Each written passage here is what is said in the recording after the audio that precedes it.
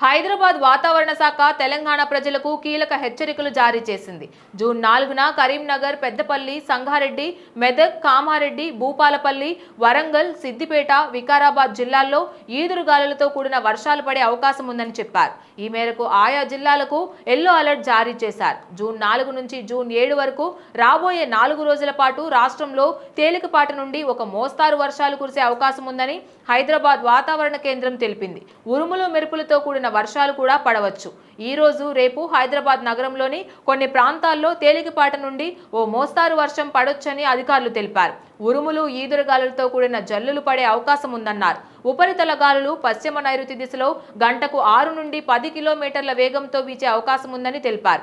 భారీ వర్షాలతో పాటుగా పిడుగులు పడే అవకాశం ఉన్నందున తెలంగాణ రాష్ట్ర ప్రజలు జాగ్రత్తగా ఉండాలని అధికారులు సూచిస్తున్నారు.